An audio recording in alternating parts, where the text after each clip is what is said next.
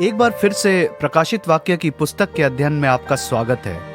अध्याय 5 एक बहुत ही सुंदर अध्याय है और इसे समझना मुश्किल नहीं है क्योंकि यह उद्धार की कहानी है और जो सिंहासन के विवरण के द्वारा हमारे लिए बताई गई है। आइए इसे पढ़ते हैं और देखते हैं कि यूहन्ना क्या कहता है। अध्याय 5 और उसके वचन 1 में लिखा है, और जो सिंहासन पर बैठा था मैंने उसके दाहिने हाथ में एक पुस्तक देखी जो भीतर और बाहर लिखी हुई थी और वह 7 मुहर लगाकर बंद की गई थी। तो यह वह पहली बात है जो यूहन्ना देखता है, अंदर और बाहर दोनों ओर लिखी एक पुस्तक जो रुचिकर है क्योंकि वह हमें यह दिखाती है कि वहां लिखने के लिए इतना कुछ था कि अंदर जगह पर्याप्त नहीं थी। तो इस पुस्तक में क्या लिखा है? पहले तो हम यह जानते हैं कि पुस्तक में वे सभी सामग्री हैं जो हमें प्रकाशित वाक्य की पुस्तक में मिलती है। पुस्तक में परमेश्वर के छुटकारा पाए लोगों के नाम भी हो सकते हैं जिसे हम नहीं जानते। इसमें परमेश्वर के छुटकारे की योजना हो सकती है, सृष्टि से लेकर इतिहास की समाप्ति तक। इसमें बहुत सी ऐसी बातें हो सकती है जिनका हमें कोई अंदाज नहीं है, लेकिन हम यह निश्चित रूप से जानते हैं कि प्रकाशित वाक्य की पुस्तक में जो कुछ भी दिया गया है वह उस पुस्तक में शामिल है। शायद यही वह प्रकाशन है जो मेमना खोलता है। फिर यह कहता है, फिर मैंने एक बलवंत स्वर्गदूत को देखा जो ऊंचे शब्द से यह प्रचार करता था कि इस पुस्तक के खोलने और उसकी मोहरें तोड़ने के योग्य कौन है, और ना स्वर्ग में ना पृथ्वी के नीचे कोई उस पुस्तक को खोलने या उस पर दृष्टि डालने के योग्य निकला। हम उस स्वर्गदूत की पहचान नहीं जानते हैं, लेकिन विलाप पूर्वक वह यह पुकारता है। इस सच्चाई को कहते हुए पृथ्वी पर कोई भी नहीं था जो पुस्तक की मोहरें को तोड़े और इसमें लिखे को पढ़ने के लिए तैयार था।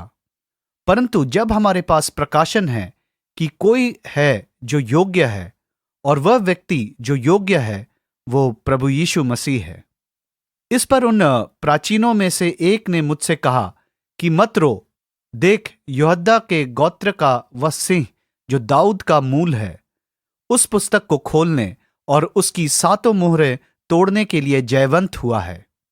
इसका क्या अर्थ है जब वो कहता है वो जयवंत हुआ है? ठीक है कि उसने क्रूस पर छुटकारे के लिए जीत को हासिल कर लिया। क्या यह वही कहता है कि मानव इतिहास की सबसे बड़ी विजय मसीह की मृत्यु, क्रूसीकरण और पुनरुत्थान है? हम इसी बात को प्रभावपूर्ण रूप से वचन 6 में पाते हैं। तब मैंने उस सिंहासन और चारों प्राणियों और उन प्राचीनों के बीच में मानो एक वध किया हुआ मेमना खड़ा देखा। उसके 7 सींग और 7 आंखें थी। ये परमेश्वर की 7 आत्माएं हैं जो पृथ्वी पर भेजी गई हैं। 7 आत्माएं एक दिलचस्प चित्र है क्योंकि यहां हमारे पास एक मेमना है जो दिखता है कि वह वध किया गया था, और फिर यह कहता है कि यह मेमना जो ऐसा प्रतीत होता है जैसे कि वध किया गया था बीच में खड़ा है। इसका अर्थ है कि मारा गया मेमना क्रूसीकरण की ओर संकेत करता है, और मेमने के खड़े होने का तात्पर्य इस तथ्य से है कि क्रूस पर चढ़ाया हुआ प्रभु जी उठा था और वर्तमान की उस स्थिति में था जैसे मैंने कहा था। इस इतिहास की सबसे बड़ी विजय है।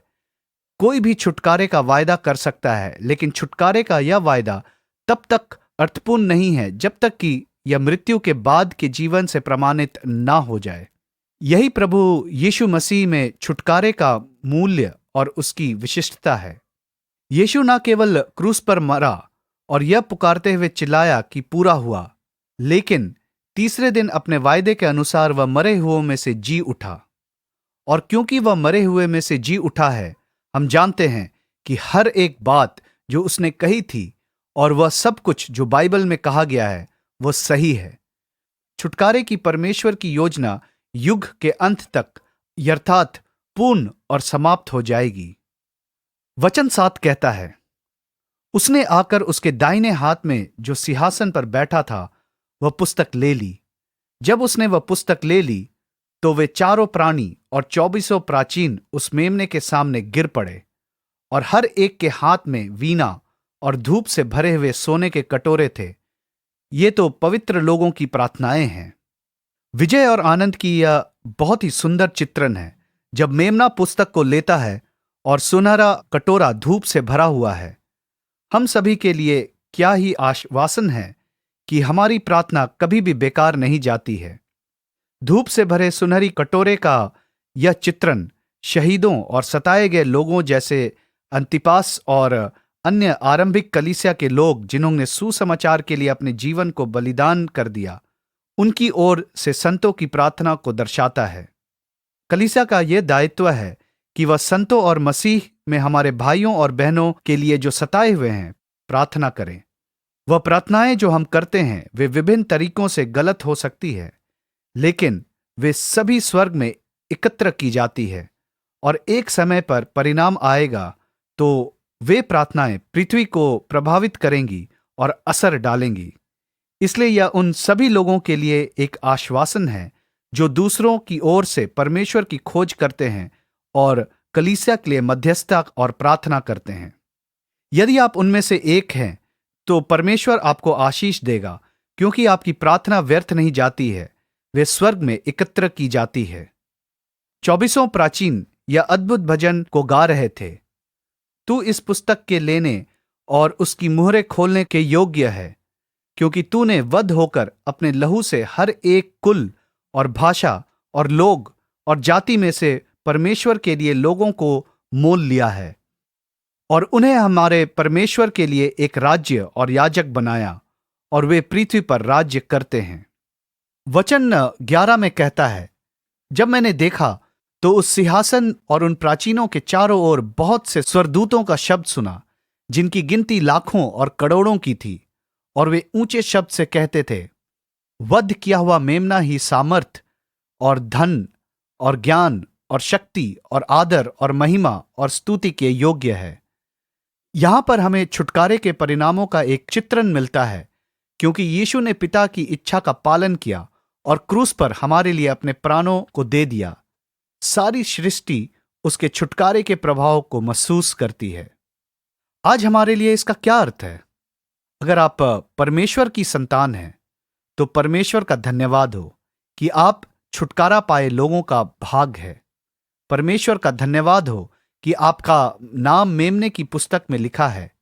इस बात से कोई फर्क नहीं पड़ता कि आपको किन परेशानियों और कठिनाइयों का सामना करना पड़ रहा है। परमेश्वर का धन्यवाद हो, आपको सबसे बड़ा उपहार मिला है।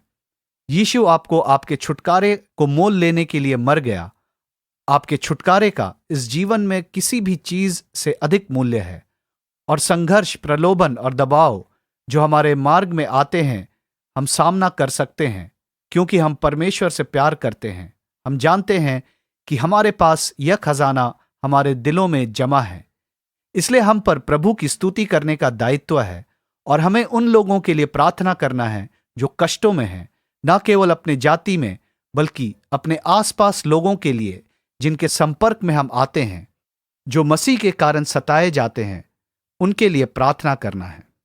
वध किए गए मेमने को 7 सींगों और 7 आंखों से देखा जाता है। ये प्रभु यीशु मसीह के प्रतीकात्मक चित्र हैं। यीशु ऐसा नहीं दिखता है, लेकिन यह हमारे मन में अपने स्वर सामर्थी होने की पुष्टि करने के लिए कि 7 सींग राज्य करने के बारे में बोलते हैं।